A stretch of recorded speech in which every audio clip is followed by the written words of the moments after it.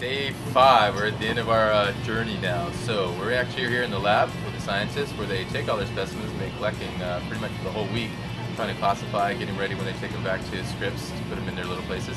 And I think today, Steve, what's the topic for today? Today we're going to be looking at the food web, and we have scientists that have been looking at animals from the bottom of the ocean all the way to the top. So today we will be looking at what eats what. Okay, hello everybody. My name is Elena Ruiz-Cooley. I have a PhD in ecology, and I'm here looking for the jumbo Humboldt squid. So what is the jumbo Humboldt squid? Well, it's a very large, voracious squid that it can be bigger than me, actually about this size. And they are found all the way from San Diego to the mid part of Chile, approximately. But as you know, the ecosystem is changing. We have global warming. And since the 1997, we have that this squid particularly expanded its range. So it has been found even in Alaska and even the south part of Chile. And now we're interested about how the ecosystem, so now that we know that the ecosystem is changing, we want to know how the species are also reacting to this. And in this case, what is the role of this species, Osidicus gigas, in the USA or the Canadian waters. So as you probably will know, you guys are maybe have ever consumed fish or squid before. They can be tasty, right? But also, this squid is a very important prey of many animals, many marine animals, including sharks and sperm whales and pilot whales. So now that we have a new player in this system, we want to know how the relative trophic position, or let's say the diet of these predators, have changed. For example, before the 1997, we didn't have too many pilot whales in this area. And now that we have this new species, or this new squid in this area, we have more pilot whales in this area. The sperm whales numbers have increased, but also there's some fish like the Pacific hake and the sardine that has been going down. So why? Because also this squid, the jumbo squid, the big squid, the one that I'm talking about, they also prey voraciously in everything they found. This is minktophids, lanternfish, or they can go after other squid, crustaceans, or fish of commercial importance. So here I am looking for a squid. We haven't been able to catch any during this cruise, unfortunately.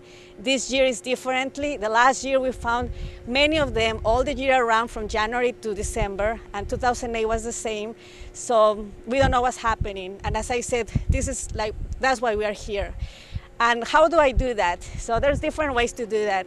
We have a common or regular methodologies like stomach content analysis in order to see what the predator, in this case the squid, has been eating. But also we have new techniques, which are biochemical techniques, stable isotope analysis, in which we can have inferences of how the diet or the assimilated diet has changed through time for a specific animal.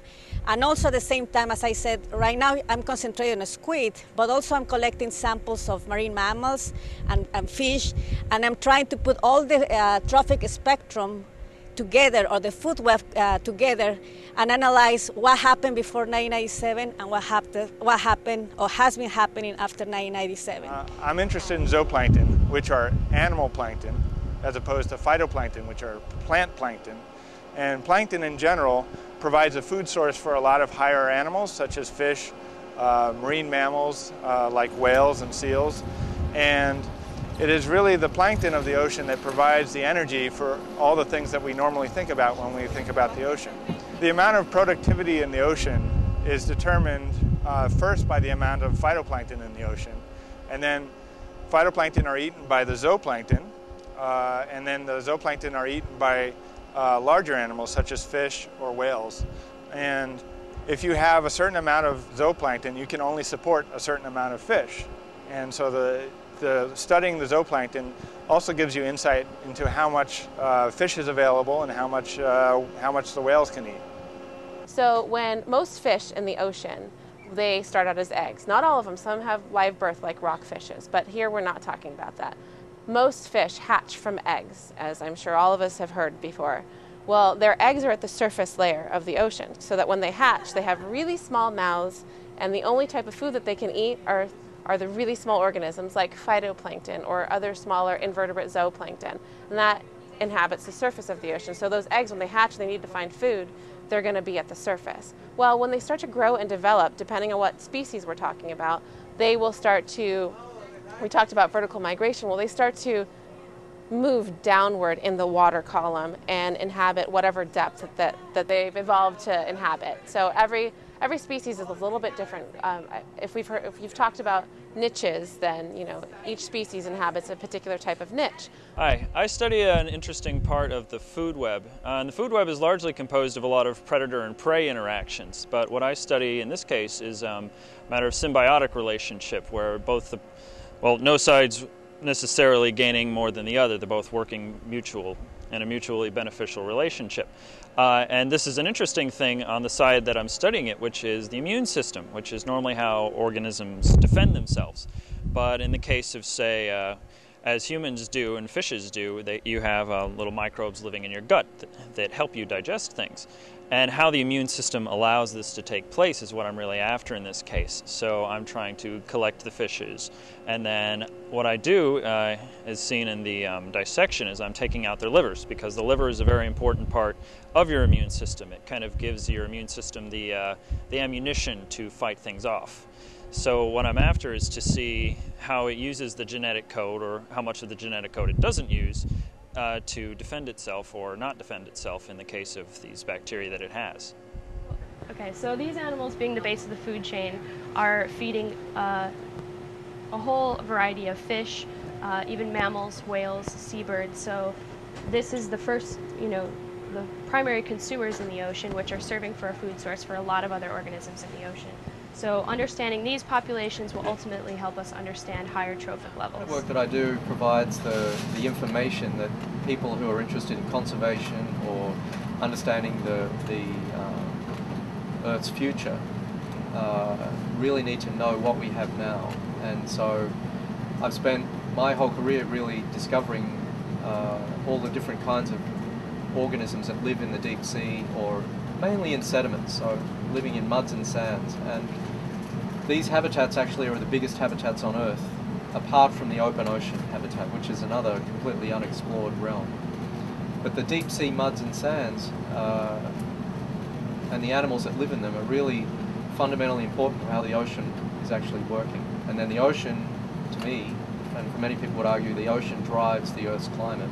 So if we can understand the ocean, then actually we'll understand the world a lot better. So that's the fundamental reason why I end up looking in muddy little dishes like this, is to provide information for people to then understand how the world works.